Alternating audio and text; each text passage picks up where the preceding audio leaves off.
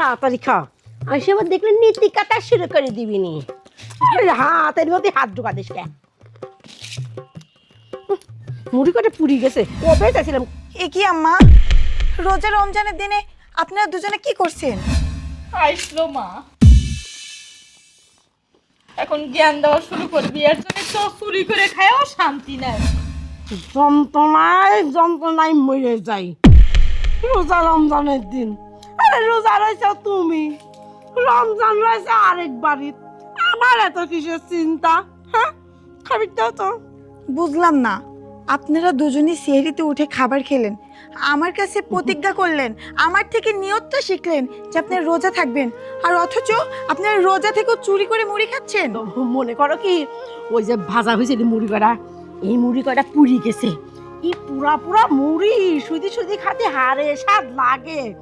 তুমি তো জানো আমার আবার আধা জিবি, খাওয়ার জিনিস দিয়ে একটা থুই দিবি পানি নি, এই জন্যই খাসি। আর রোজা রোজা করি ওই জ্ঞান দেওয়া না একটু বন্ধ করো, খাবি দাও। এ ধর খা। আম্মা, আপনাদের দোহাই লাগে, আপনারা এই পাপ কাজটা করবেন না। ও আল্লাহ, আমি তো যে হাদিস শুনেছিলাম রোজার দিন বলে যত খুশি তত খাও, কোনো গুনাহ নেই, তাতে কোনো হিসাব নেই। ওমা, আমার বেটার বউ আইসেই খাইবে, বসলেই জ্ঞান দিতে শুরু করে।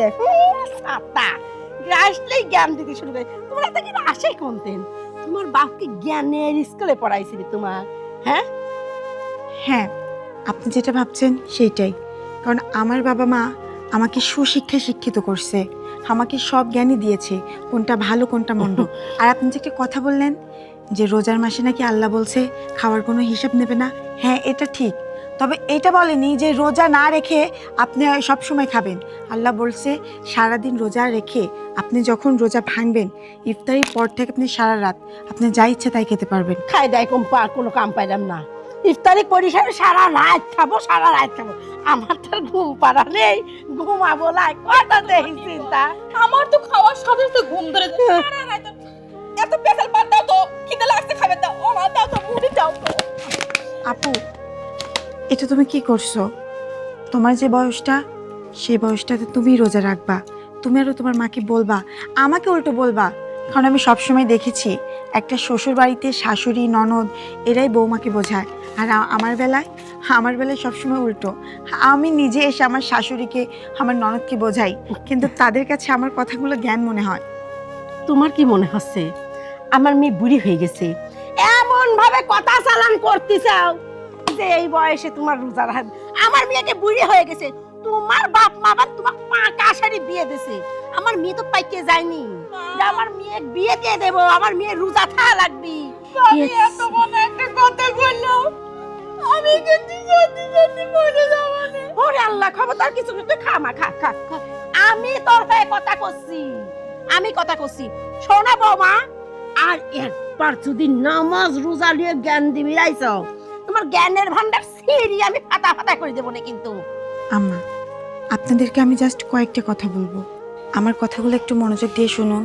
আমাদের মুসলিমদের যেমন নামাজ ফরজ, তেমন রোজাও ফরজ আম্মা। একটা মুসলমানের 7 বছর বয়স থেকে নামাজ রোজা ফরজ, আর আমরা সেই ফরজ কাজ না করে নিজেদের ইচ্ছা মতো চলি।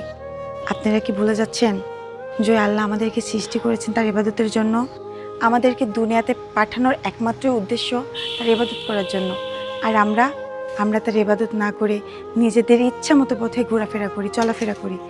এটা কি আমাদের জীবন? আর আপনি কি এটা জানেন না যে ইসলাম শরীয়তে মেয়েদের পর্দা ফরজ? আর আপনারা আর আমার ননদ এরা যেভাবে চলাফেরা করেন, এর জন্য অনেক হিসেব দিতে হবে। আপনার মেয়ে তো এখন যুবতী, তাকে যত ছেলে দেখবে তার ততই গোনা হবে। কিন্তু দেখেন, আপনার মেয়ে তো আমার কোনো কথাই শোনে না, তাকে যদি আমি ভালো কোনো কিছু বলতে যাই তার কাছে সেটা জ্ঞান মনে হয়।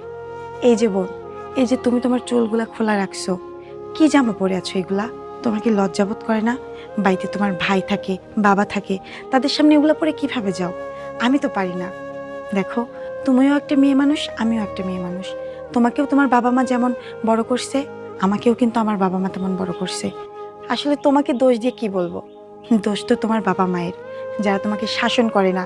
তুমি বেপর্দা হয়ে চলাফেরা করলে তারা তোমাকে আরো উস্কানি দেয়, তোমার হয়ে কথা বলে, সেই জন্য তুমি এমনটা হয়েছো। আম্মা, এই দুনিয়াতে কিন্তু আমরা সবাই বেঁচে থাকবো না। মানুষ কিন্তু মরণশীল, আমাদের সবাইকে মরতে হবে, কেউ অমর হয়ে থাকবে না। আর মৃত্যুর পরে আল্লাহর কাছে আপনি কী জবাব দিবেন? প্রতিটা কাজের ক্ষেত্রে আপনাকে হিসাব দিতে হবে, কিন্তু আপনি কোনো হিসাব দিতে পারবেন? জানেন আম্মা, জান্নাতের একমাত্র চাবিকাঠি হচ্ছে নামাজ। আর সেই নামাজে যদি আপনি না পড়েন তাহলে কিভাবে জান্নাতে যাবেন? আর আপনাদেরকে আমি নামাজ আদায় করার কথা বললে বলেন আপনাদের নাকি বয়স হয়নি। আম্মা, নামাজের কি কোনো বয়স লাগে?